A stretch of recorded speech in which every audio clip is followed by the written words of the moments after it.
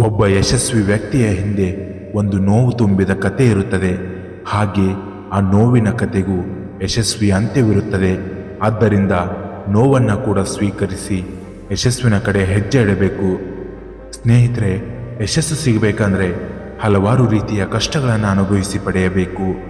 ಆವಾಗ ಮಾತ್ರ ಯಶಸ್ಸು ನಮಗೆ ಸಿಗಲು ಸಾಧ್ಯವಾಗುತ್ತದೆ. ಈ ಜಗತ್ತಿನಲ್ಲಿ ಎಂತೆಂಥ ಮಹಾನ್ ವ್ಯಕ್ತಿಗಳು ಸಾಧನೆ ಮಾಡಿ ತೋರಿಸಿದ್ದಾರೆ. ಆದರೆ ಆ ಸಾಧನೆಯ ಹಿಂದೆ ಅವರ ಪಟ್ಟಂತಹ ನೋವು ಬೆಟ್ಟದಷ್ಟಿರುತ್ತದೆ. ನೀವು ಗುರಿಯನ್ನು ಇಟ್ಟುಕೊಳ್ಬೇಕಾದ್ರೆ ಮೊದಲು ಹಲವಾರು ಬಾರಿ ಯೋಚನೆ ಮಾಡಿ. ಕೇವಲ ಗುರಿಯನ್ನು ಕನಸು ಕಾಣೋದು ಅಲ್ಲ, ಆ ಕನಸನ್ನು ನನಸು ಮಾಡಬೇಕಂದ್ರೆ ಮನುಷ್ಯನಿಗೆ ಹಲವಾರು ಸವಾಲುಗಳು ಬರುತ್ತವೆ.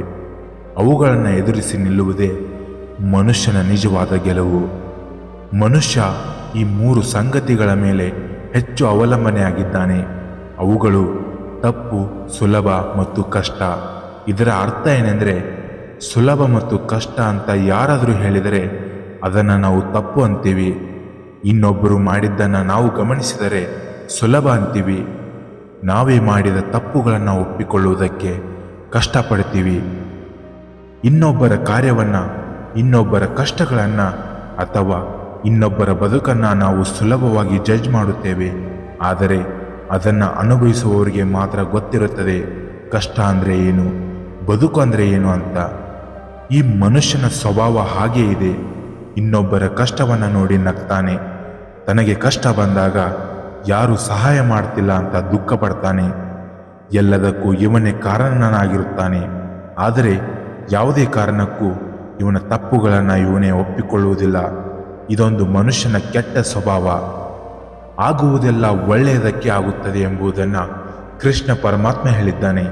ಆದರೆ ಆ ಪರಮಾತ್ಮನ ಮಾತನ್ನು ನಾವು ಎಷ್ಟು ಪಾಲಿಸಿದ್ದೇವೆ ಅನ್ನೋದು ನಿಮ್ಮ ಮನಸ್ಸನ್ನು ಮುಟ್ಟಿ ನೋಡ್ಕೊಳ್ಳಿ. ಮೈ ಡಿಯರ್ ಫ್ರೆಂಡ್ಸ್, ನೀವು ಯಾವುದಾದ್ರೂ ಒಂದು ಕೆಲಸ ಮಾಡ್ತಾ ಇದ್ದೀರಾ, ಆದರೆ ಆ ಕೆಲಸ ನಿಮಗೆ ಮಾಡೋಕ್ಕೆ ಇಷ್ಟ ಆಗ್ತಾ ಇಲ್ಲ ಅಂತ ಸಿಕ್ಕಿದ್ದ ಕೆಲಸವನ್ನು ಬಿಡ್ತೀರಾ. ಮತ್ತೆ ನಿಮಗೆ ಅವಕಾಶ ಸಿಗೋದು ಸ್ವಲ್ಪ ಲೇಟ್ ಆಗುವುದು. ಆದರೆ ನೀವು ಪ್ರತಿದಿನ ಅದೇ ವಿಷಯದ ಚಿಂತೆಯನ್ನು ಮಾಡಿ ಕೊರಗಿ ಕಣ್ಣೀರು ಹಾಕುತ್ತಾ ನೀವು ಸಂಕಟ ಪಡೋದಲ್ಲದೆ ನಿಮ್ಮ ಹೆತ್ತವರು ಸಂಕಟ ಪಡೋ ಹಾಗೆ ಮಾಡ್ತೀರಾ. ಸ್ವಲ್ಪ ತಾಳ್ಮೆಯಿಂದ ಕಾಯಿರಿ ಅಷ್ಟೇ. ಆಗುವುದೆಲ್ಲ ಒಳ್ಳೆಯದಕ್ಕೆ ಆಗುತ್ತದೆ ಎಂಬ ಮಾತು ನಿಮ್ಮ ಜೀವನದಲ್ಲಿ ಖಂಡಿತ ನಿಜವಾಗುತ್ತದೆ. ಏಕೆಂದರೆ ನೀವೊಂದು ಬಯಸಿದರೆ ನಿಮ್ಮ ಹಣೆ ಬರಹ ಬೇರೆಯದನ್ನೇ ಬಯಸಿರುತ್ತದೆ. ನಾವು ಮನುಷ್ಯರು, ನಮಗೆ ಒಂದು ಮನೆ ಇರುತ್ತದೆ. ಆ ಮನೆಯನ್ನು ನಾವು ದಿನಕ್ಕೆ 2 ಬಾರಿ ಸ್ವಚ್ಛ ಮಾಡ್ತೀವಿ. ಆದರೆ ನಮ್ಮ ಮನಸ್ಸಿನಲ್ಲಿ ತುಂಬ ವರ್ಷಗಳಿಂದ ಇರುವ ಕಹಿ ನೆನಪುಗಳು ಕಸವನ್ನು ಹಾಗೆ ಬಿಟ್ಟು ಬಿಡುತ್ತೇವೆ. ಮನೆಯಲ್ಲಿ ಕಸ ಇದ್ದರೆ ಮನೆ ಹೇಗೆ ಚಂದ ಕಾಣೋದಿಲ್ವೋ ಅದೇ ರೀತಿ ನಮ್ಮ ಮನಸ್ಸಿನಲ್ಲಿ ಕಸ ತುಂಬಿಕೊಂಡಿದ್ದರೆ ನಮ್ಮ ಮುಖದ ಭಾವ ಕೂಡ ಚಂದ ಕಾಣೋದಿಲ್ಲ. ಆಶ್ರಯ ಕೊಟ್ಟ ನಮ್ಮ ಮನೆ ಚೆನ್ನಾಗಿ ಕಾಣಬೇಕು ಅಂತ ನಾವು ದಿನಕ್ಕೆ 2 ಬಾರಿ ಸ್ವಚ್ಛ ಮಾಡ್ತೀವಿ. ಆದರೆ ಜೀವನ ಕೊಟ್ಟ ನಮ್ಮ ಮನಸ್ಸನ್ನು ಸ್ವಚ್ಛ ಮಾಡಬೇಕಲ್ವಾ? ಖಂಡಿತವಾಗಿ ನಮ್ಮ ಮನಸ್ಸಿನಲ್ಲಿ ಗೊಂದಲಗಳಿದ್ದರೆ ಅದನ್ನು ತೆಗೆದುಹಾಕಲು ಪ್ರಯತ್ನ ಮಾಡಬೇಕು. ಇಲ್ಲದಿದ್ದರೆ ಪ್ರತಿದಿನ ಪ್ರತಿ ನಿಮಿಷ ನಾವು ದುಃಖದಲ್ಲಿ ಕಣ್ಣೀರು ಹಾಕಬೇಕಾಗುತ್ತದೆ. ಜೀವನದಲ್ಲಿ ಯಾವುದಕ್ಕೂ ಭಯಪಡಬೇಡಿ. ಭಯಪಟ್ಟರೆ ಜೀವನ ಸಾಗಿಸುವುದು ಕಷ್ಟವಾಗುತ್ತದೆ. ಭಯಪಡದೆ ನಿಯತ್ತಿನಿಂದ ಕೆಲಸ ಮಾಡಿ.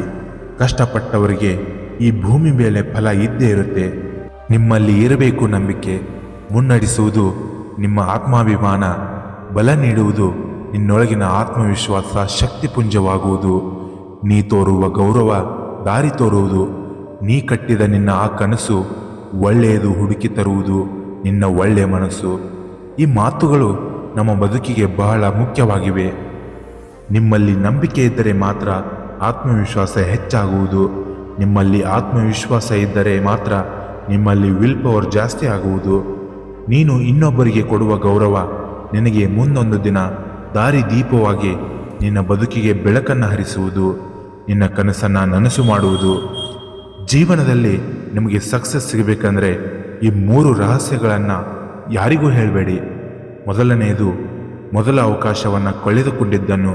ಸ್ನೇಹಿತರೆ, ಪ್ರತಿಯೊಬ್ಬರ ಜೀವನದಲ್ಲಿ 100% ಮೊದಲನೇ ಅವಕಾಶವನ್ನು ಕಳೆದುಕೊಂಡು ವಂಚಿತರಾಗುತ್ತೀರಾ. ಅದೇ ಅವಕಾಶವನ್ನು ಬೇರೆಯವರು ಪಡೆದುಕೊಂಡು ಸಕ್ಸಸ್ ಕಂಡಿರುತ್ತಾನೆ. ಆ ಸಮಯದಲ್ಲಿ ಬೇರೆಯವರಿಗೆ ನೀವು ಕಳೆದುಕೊಂಡಿರುವ ಅವಕಾಶವನ್ನು ಹೇಳಬೇಡಿ. ಒಂದು ವೇಳೆ ಹೇಳಿದರೆ ನೀವು ಪ್ರತಿ ಸಲ ಸಿಕ್ಕಾಗ ನಿಮಗೆ ಅದನ್ನು ನೆನಪಿಸುತ್ತಾರೆ ಜನ. ಆಗ ಅದು ನಿಮಗೆ ಕಿರಿಕಿರಿ ಅನಿಸುತ್ತದೆ. ಎರಡನೆಯದು, ನಿಮ್ಮ ಕನಸನ್ನು ನೀವು ಹೇಗೆ ಪ್ರಿಪೇರ್ ಮಾಡುತ್ತಿದ್ದೀರಾ ಎನ್ನುವುದು. ನಿಮ್ಮ ಕನಸನ್ನು ನೀವು ಹೇಗೆ ನನಸು ಮಾಡುವುದಕ್ಕೆ ಸಿದ್ಧಾಂತಗಳನ್ನು ಅಳವಡಿಸಿಕೊಂಡಿರುತ್ತೀರೋ ಅವುಗಳನ್ನು ಯಾವುದೇ ಕಾರಣಕ್ಕೂ ಬೇರೆಯವರಿಗೆ ಹೇಳಬೇಡಿ. ಒಂದು ವೇಳೆ ಬೇರೆಯವರಿಗೆ ಗೊತ್ತಾದರೆ ನಿಮ್ಮನ್ನೇ ಸೋಲಿಸುವ ಚಾಣಾಕ್ಷ ಬುದ್ಧಿಯನ್ನು ಹೊಂದಿರುತ್ತಾರೆ. ಇನ್ನು ಕೊನೆಯದಾಗಿ, ನಿಮ್ಮ ಮಾನಸಿಕ ಧೈರ್ಯದ ಗುಣವನ್ನು ಯಾರಿಗೂ ಹೇಳಬೇಡಿ. ಮನುಷ್ಯನಿಗೆ ಧೈರ್ಯ ಇದ್ದರೆ ಏನು ಬೇಕಾದದ್ದನ್ನು ಸಾಧನೆ ಮಾಡಿ ತೋರಿಸುತ್ತಾನೆ. ಆದರೆ ಆತನಿಗೆ ಧೈರ್ಯ ಇಲ್ಲದಿದ್ದರೆ ಮಾನಸಿಕವಾಗಿ ಕುಗ್ಗುತ್ತಾನೆ. ಇದು ನಮ್ಮ ಯಶಸ್ಸಿಗೆ ಅಡ್ಡ ಬರುತ್ತದೆ. ಇಂತಹ ನೋವನ್ನು ನೀವು ಅನುಭವಿಸುತ್ತಿದ್ದರೆ ನಿಮ್ಮ ಹತ್ತಿರವಿರುವ ಸ್ನೇಹಿತರಿಗೂ ಕೂಡ ಹೇಳಬೇಡಿ. ಕೊನೆಯದಾಗಿ ನನ್ನೆಲ್ಲ ಸ್ನೇಹಿತರಿಗೆ ಒಂದು ಮಾತು: ನಿಮ್ಮ ಬಳಿ ಏನಿದೆಯೋ ಅಷ್ಟಕ್ಕೆ ತೃಪ್ತಿಪಟ್ಟರೆ ನೀವು ಎಲ್ಲರಿಗಿಂತ ಹೆಚ್ಚು ಶ್ರೀಮಂತ ಅನಿಸುತ್ತೀರಾ. ನಿಮ್ಮ ಬಳಿ ಇಲ್ಲದಿರುವುದನ್ನು ಬೇರೆಯವರ ಬಳಿ ಕೆದಕುತ್ತಾ ಹೋದರೆ ನೀವೇ ಎಲ್ಲರಿಗಿಂತ ಹೆಚ್ಚು ಬಡವನಾಗುತ್ತೀಯಾ. ಇನ್ನಷ್ಟು ಹೆಚ್ಚಿನ ಮೋಟಿವೇಶನಲ್ ಕಥೆಗಳಿಗಾಗಿ ನಮ್ಮ ಯೂತ್ ಮೋಟಿವೇಶನ್ಸ್ ಕನ್ನಡ ಚಾನೆಲನ್ನು ಲೈಕ್ ಮಾಡಿ, ಸಬ್ಸ್ಕ್ರೈಬ್ ಮಾಡಿ ಹಾಗೂ ಬೆಲ್ ಐಕಾನ್ ಮೇಲೆ ಕ್ಲಿಕ್ ಮಾಡಿ. ಧನ್ಯವಾದಗಳು. ಜೈ ಹಿಂದ್, ಜೈ ಕರ್ನಾಟಕ ಮಾತೆ.